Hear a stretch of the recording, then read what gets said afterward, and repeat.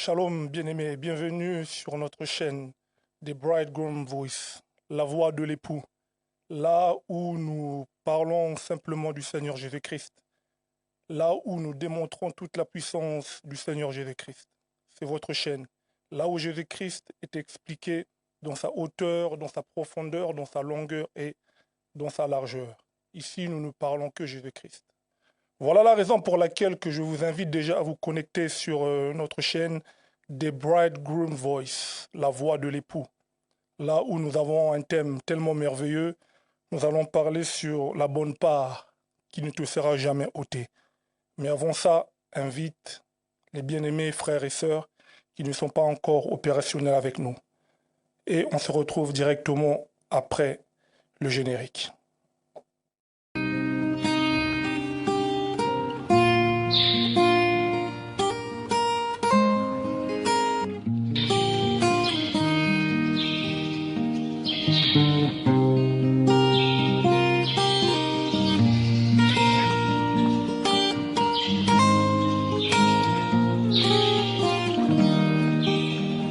Un chrétien, je croyais être, mais j'ignorais le bonheur que Jésus mon divin maître vient apporter à mon cœur. Oh, la paix que Jésus donne, je ne la connaissais pas. Tout sur mon chemin rayonne depuis qu'il conduit mes pas. Oh, la paix que Jésus donne, je ne la connaissais pas. Tout sur mon chemin rayonne. Oh, merci Seigneur Jésus.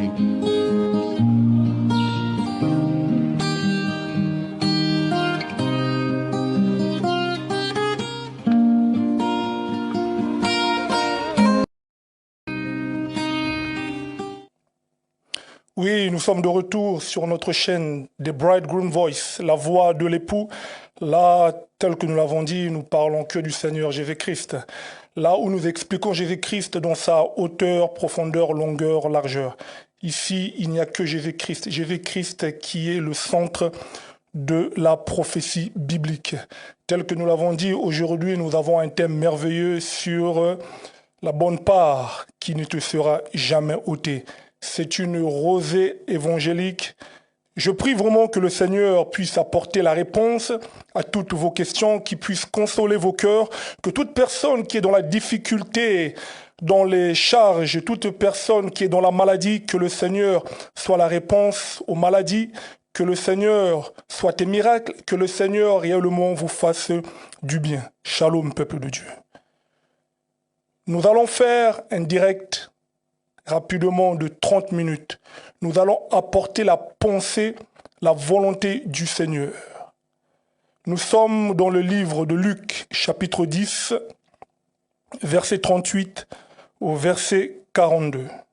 Je lis rapidement, je prends Luc, chapitre 10, verset 38 au 42e verset. La Bible dit: comme Jésus était en chemin avec ses disciples, il entra dans un village et une femme nommée Marthe le reçut dans sa maison.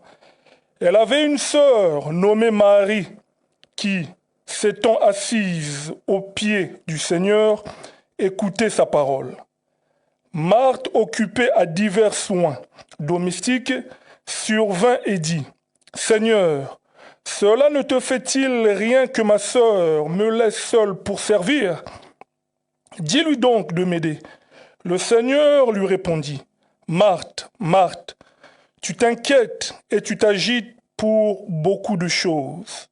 Verset 42, là où nous allons chuter. Une seule chose est nécessaire. Marie a choisi la bonne part, qui ne lui sera point ôté, ou bien même jamais ôté. Que le Seigneur puisse apporter la réponse et qu'il puisse bénir cette portion de l'Écriture. Bien-aimés, ici nous venons de lire dans le livre de Luc, chapitre 10, verset 38, jusqu'au 42e verset. Là où l'Écriture nous dit que Jésus va entrer dans la maison d'une femme nommée Marthe. Et cette femme, Marthe, dans sa maison, avait une sœur du nom de Marie. Lorsque le Seigneur rentre dans la maison de Marthe, nous voyons que Marthe va être préoccupée. Marthe va être occupée dans divers soins domestiques, à servir le Seigneur. Et elle va remarquer une chose, c'est qu'elle est la seule à servir le Seigneur, à s'occuper des soins domestiques. Alors, elle va se diriger vers le Seigneur. Elle va lui dire, Seigneur, est-ce que cela ne te dérange-t-il pas? Est-ce que cela ne te préoccupe-t-il pas que je sois la seule à me préoccuper des soins domestiques de la maison, à servir, et que ma sœur est assise là à t'écouter? Dis-lui donc de venir m'aider. Le Seigneur va lui répondre, Marthe, Marthe, tu t'inquiètes et tu t'agites pour beaucoup de choses. Une seule chose est nécessaire. Marie a choisi la bonne part qui ne lui sera point ou bien même jamais ôtée. Parole du Seigneur. Bien-aimés, tel que nous l'avons toujours dit,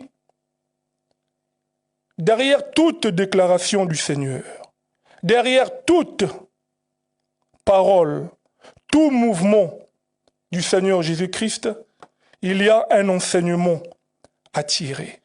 Le Seigneur est prophète selon le livre de Luc chapitre 24. Jésus-Christ était un prophète et il est toujours prophète. Alors, il faut faire très attention aux mouvements, aux paroles, aux gestes du prophète parce que il y a un enseignement derrière tout ça. Et dans le livre de Romains chapitre 15, verset 4e, l'apôtre Paul nous enseigne en disant que tout ce qui a été écrit d'avance l'a été pour notre instruction, afin que par la consolation que donnent les Écritures, nous puissions posséder l'espérance. C'est qu'il y a un enseignement derrière tout ça. Il ne faut pas le prendre seulement comme une histoire à la va-vite. Il y a un enseignement pour notre salut qui est caché derrière ça. Nous voulons dire quoi au juste? Bien-aimés, vous serez d'accord avec la Bible que le premier serviteur de Dieu, c'est sa parole. Oui, parce que dans le livre de Genèse, lorsque le Seigneur créait, le Seigneur utilisait sa parole. Que la lumière soit, c'était la parole. Que les animaux, les bétail puissent sortir de la terre, les plantes, c'était avec la parole. Lorsqu'il séparait les eaux d'en haut et les eaux d'en bas, c'était avec la parole. Lorsque la terre a été tirée des eaux, c'était par la parole. Donc, nous voyons que le premier serviteur de Dieu, c'est sa parole elle-même. Et dans le livre de Jean, chapitre 1er, à partir du verset 1er, vous descendez, l'Écriture nous dit que au commencement était la parole était auprès de Dieu, et la parole était Dieu. Et cette parole a pris chair, et elle a habité parmi les hommes. Donc nous comprenons que cette parole-là qui a pris chair, et qui a habité parmi les hommes, c'est la personne du Seigneur Jésus-Christ elle-même. Et cette parole-là, qui est Jésus, est venue habiter en Israël. Cette parole s'est dirigée dans la maison d'une femme nommée Marthe. Cette parole-là qui a pris chair, Jésus-Christ, s'est dirigé dans la maison de Marthe. Et vous serez d'accord avec moi que selon le livre de Matthieu chapitre 12, verset 45 au 47e verset, La Bible nous dit que lorsque un esprit impur est chassé d'un homme, elle va dans les lieux arides, elle va errer, errer, et elle va se dire, je dois retourner dans ma maison. Ah, vous voyez? De un, c'est qu'on comprend qu'on chasse les esprits impurs. Et lorsque l'esprit impur dit que je dois retourner dans ma maison, c'est que nous comprenons que la maison, c'est tout un corps. Nous comprenons que l'esprit doit habiter dans un corps, dans une maison, dans un lieu d'habitation. Donc, le corps explique la maison explique le corps. Pour dire que la parole, là, lorsqu'elle est donnée, lorsque Dieu, la parole donnée, vient dans la vie d'un homme, elle trouve l'homme dans l'agitation. Elle trouve l'homme dans la préoccupation. Tel était le cas de Marie, parce que la parole est rentrée dans la maison de Marie. La maison de Marie explique le corps de Marie, explique la vie de Marie. La parole a trouvé Marie dans l'agitation, a trouvé Marie dans les perturbations, telles qu'aujourd'hui, bien-aimés. Aujourd'hui, la parole, lorsqu'elle vient dans nos vies, elle nous trouve dans l'agitation, elle nous trouve dans les perturbations. Je veux seulement que nous puissions comprendre, bien-aimés, que beaucoup, aujourd'hui, sont dans le cas de Marie. L'homme a des problèmes. L'homme a des soucis. L'homme veut se marier. L'homme veut avoir d'argent parce qu'avec la crise, aujourd'hui, avec l'inflation, les prix qui augmentent, l'homme veut faire encore beaucoup plus d'argent. Ce qui n'est pas mauvais. Parce que vous allez remarquer que le Seigneur va lui dire que Marie, tu te préoccupes pour beaucoup de choses. Le Seigneur n'a pas dit que c'était mauvais, comme l'apôtre Paul pouvait le dire à Timothée. Timothée, l'exercice corporel est utile à peu de choses. Vous voyez, la Bible ne dit pas que l'exercice corporel est mauvais, mais elle lui dit que c'est utile à peu de choses. Donc, ce que Marthe faisait n'était pas mauvais. Servir le Seigneur, c'est une bonne chose. Comme aujourd'hui, les gens veulent se marier, ce n'est pas mauvais. Les gens veulent avoir plus d'argent, ce n'est pas mauvais. Les gens veulent entreprendre, ouvrir des business, ce n'est pas mauvais, ce n'est pas un péché. Les gens veulent avoir des enfants, ce n'est pas péché. Mais parmi toutes ces choses, le Seigneur dit que il y a une chose qui est meilleure. Et cette chose-là qui est meilleure, le Seigneur appelle ça la bonne part qui ne te sera point ôtée. Vous serez d'accord avec moi que selon Job chapitre 14, verset 1er jusqu'au 3e verset, la Bible dit que l'homme né de la femme, sa vie est courte et sans cesse agitée. C'est seulement pour dire que l'homme vit dans la confusion dans tout ce qu'il fait. L'homme se marie, agitation. L'homme ne se marie pas, agitation. L'homme a des enfants, agitation. L'homme n'a pas d'enfants, agitation. L'homme a un travail, agitation. L'homme n'a pas de travail, agitation. Donc, c'est ça la vie de l'homme sur terre. L'homme est agité. Du fait que tu es né par une femme, tu es né par le moyen d'une femme, ta vie sera sans cesse agitée. Que tu sois avocat, astronaute, docteur, tout ce que tu veux. La vie de l'homme, c'est l'agitation sur terre. Mais le Seigneur dit que parmi toutes ces agitations, telles que Marthe était agitée à servir, ce n'est pas mauvais. Mais nous devons comprendre, bien-aimés, qu'il y a une chose qui est au-dessus, qui est au-delà de toutes ces choses. Il y a une chose qui est meilleure. Et le Seigneur appelle ça la bonne part qui ne te sera point ôtée. Et cette part-là qui ne te sera point ôtée, c'est seulement la parole, c'est l'écoute de la parole. Parce que dans d'autres versions, la version parole vivante, la Bible dit que Marie était au pied de Jésus et elle écoutait tout ce qu'il disait. Vous voyez? Donc, l'écoute de la parole, écouter l'enseignement, donner sa vie à l'enseignement, c'est la meilleure part que même le diable ne peut jamais ôter dans ta vie, bien-aimé. C'est une part qui est au-dessus du mariage. C'est une part qui est au-dessus de l'argent. C'est une part qui est au-dessus des enfants, du nombre des enfants que tu peux avoir. Et cette part-là, elle ne te sera point ôtée. Même les sorciers, même le diable ne peut rien faire face à cette semence-là que le Seigneur va semer en toi par l'écoute de la parole. Bien-aimé, le livre de Ésaïe, chapitre 30, verset 15e, la Bible dit que c'est dans la tranquillité et le repos que sera votre force. Mais vous ne l'avez point voulu. Pour dire que lorsqu'on écoute la parole est censée donner à l'homme la tranquillité. La parole est censée apporter à l'homme le calme, afin que l'homme ne soit plus dans l'agitation. Oui, voilà pourquoi que j'aime ce frère.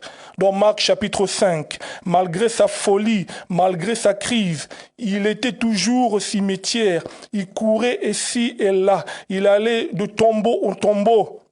La Bible dit qu'il était dépourvu de sens. Il était dans l'agitation. Mais lorsqu'il va rencontrer le Seigneur Jésus, qui est la parole faite chair, la Bible dit que il était au pied de Jésus.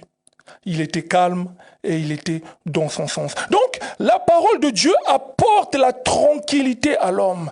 Même si que tu n'es pas encore marié, reste calme. Donne ta vie à la parole.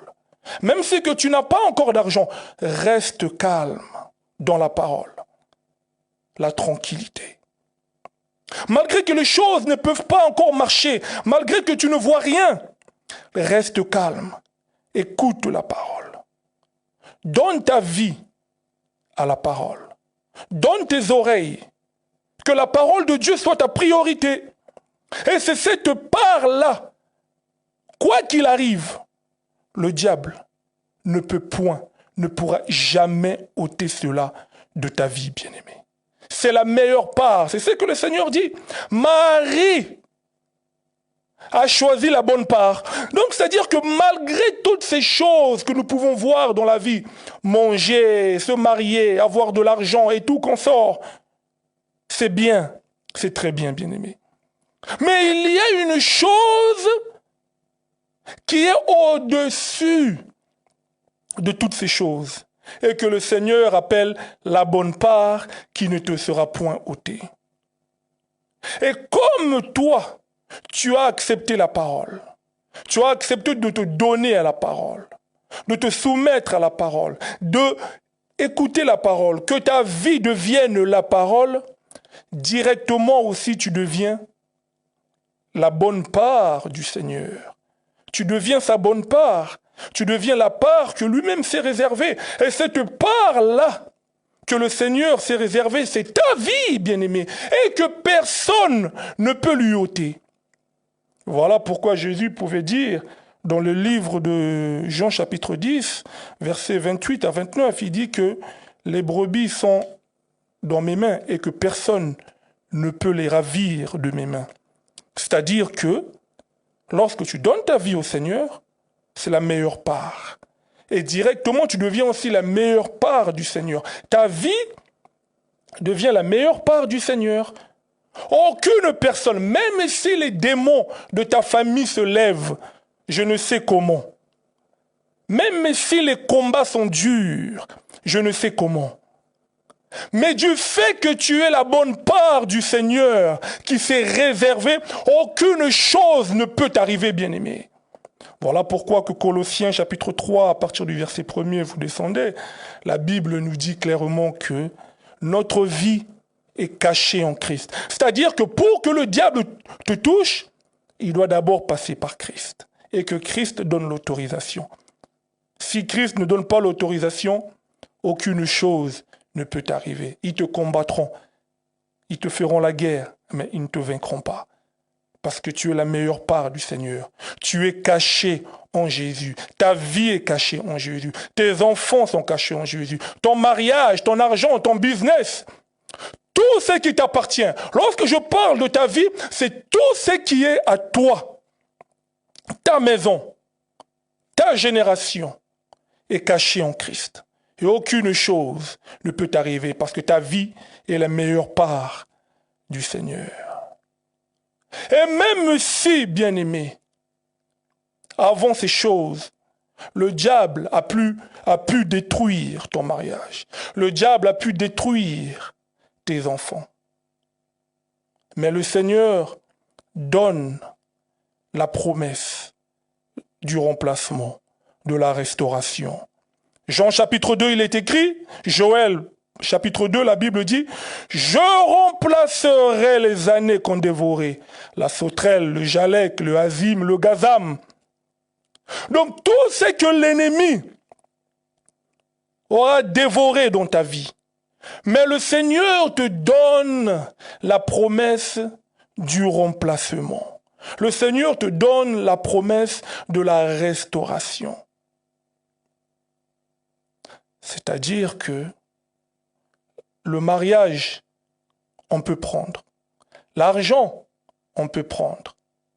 Les enfants peuvent être ôtés. La maison peut être ôtée. Toutes ces choses, les voitures, les choses de ce monde peuvent être ôtées. Mais toi, ta vie, comme c'est la meilleure part du Seigneur, ta vie ne te sera point ôtée. Parce que tu es dans la main du Seigneur. Le Seigneur t'aime. Le Seigneur te protège. Le Seigneur te garde. Parce que tu es sa part. Tu lui appartiens. Et il te donne la promesse de la restauration, bien-aimé. Oui, comme Job. Job avait tout perdu. Job avait perdu les enfants. Mais le Seigneur a restauré la vie de Job. Le Seigneur a redonné tout ce que Job avait perdu, bien-aimé. Que tout ce que tu as pu perdre pendant toutes ces années, peut-être que tu as été déçu d'un mariage qui n'a pas marché, un fiancé qui t'a abandonné, les parents qui t'ont abandonné, le travail n'a pas marché, bien-aimé. Mais comme aujourd'hui, tu as accepté cette parole, tu as donné ta vie au Seigneur, c'est une part que le diable ne peut jamais ôter de ta vie. Et directement, comme tu as donné ta vie à écouter la parole, tu deviens directement la bonne part du Seigneur. Tu deviens la part qui ne lui sera point ôtée. Et que personne ne peut toucher. Le Seigneur te donne la restauration. Que le Seigneur te donne tout ce que les sauterelles, l'ennemi, le jalek, le azim, le gazam, l'ennemi a pu dévorer dans ta vie. Qu'en ce soir, bien-aimé, que le Seigneur apporte la solution à tes difficultés. Que le Seigneur apporte la solution à tes problèmes. Que le Seigneur soit l'explication de tes soucis. Que le Seigneur soit la consolation. Que le Seigneur te fasse du bien. Que le Seigneur t'accompagne dans tout ce que tu fais.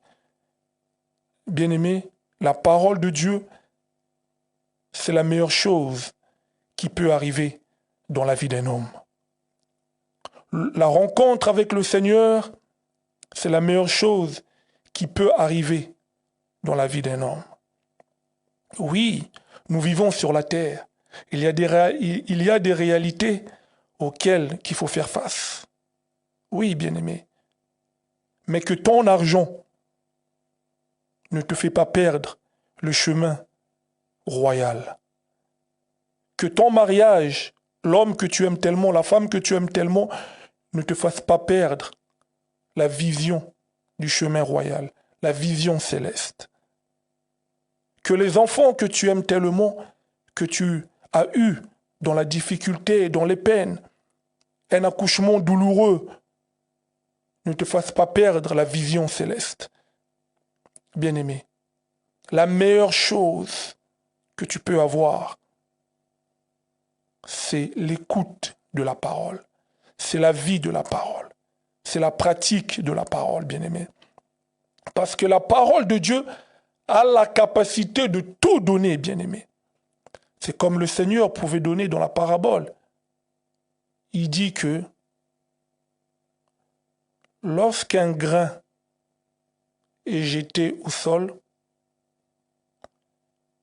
il grandit, il devient un grand arbre. Il donne des branches et les oiseaux du ciel viennent se poser sur les branches de cet arbre. Mais moi, je me pose quand même la question, bien-aimé, de savoir comment un seul grain qui tombe à terre produit un arbre, produit des branches, donne des fruits et que les oiseaux peuvent venir se poser. Oui, bien-aimé, parce que le grain, c'est une semence. Pour dire que dans le grain, il y a la vie. Il y a tout pour que l'arbre puisse pousser, donner des branches, donner des fruits. Il en est de même pour la parole, la semence de la parole. La parole dans ta vie, c'est ce que nous semons. La parole est une semence. Et toi, tu es la terre que nous semons, dont que nous semons ce grain qui est la parole. Et la parole a la capacité de produire les miracles dans ta vie, a la capacité de produire le mariage si tu ne l'as pas, a la capacité de produire tout ce dont tu as besoin.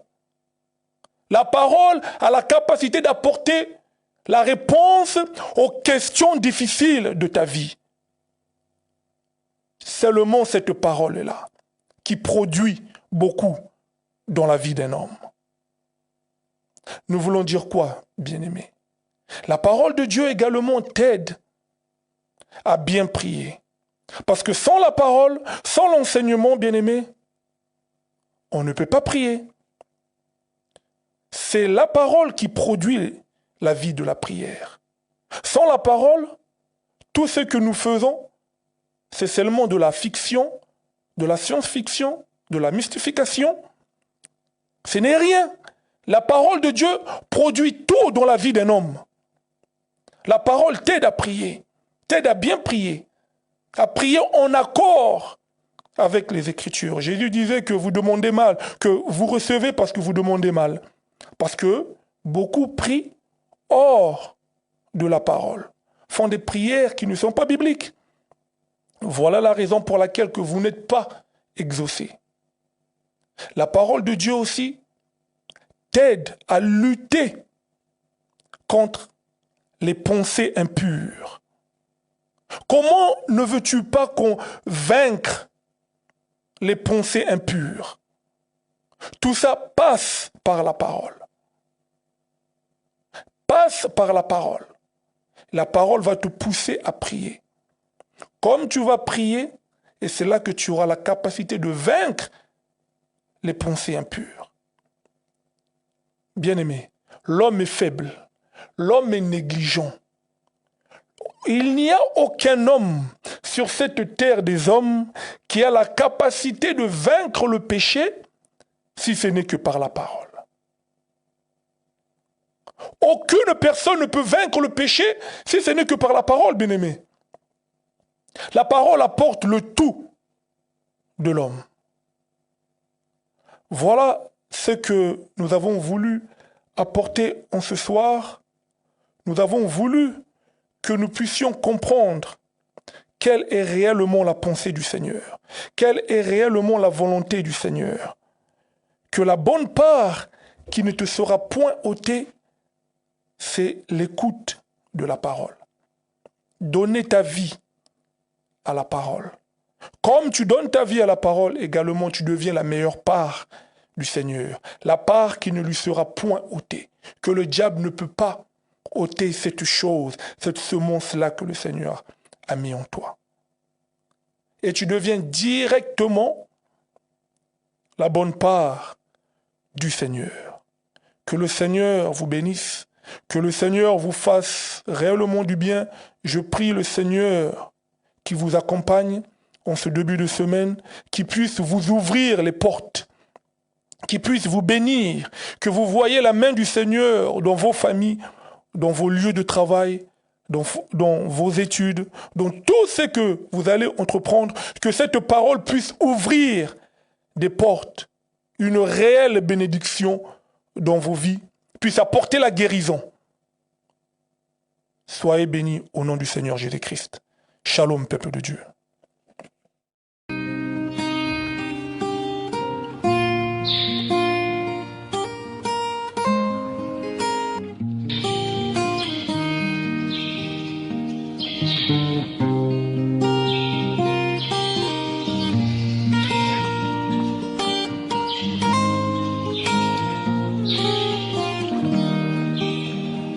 Un chrétien, je croyais être, mais j'ignorais le bonheur que Jésus, mon divin maître, vient apporter à mon cœur. Oh, la paix que Jésus donne, je ne la connaissais pas. Tout sur mon chemin rayonne depuis qu'il conduit mes pas. Oh, la paix que Jésus donne, je ne la connaissais pas. Tout sur mon chemin rayonne. Oh, merci Seigneur Jésus.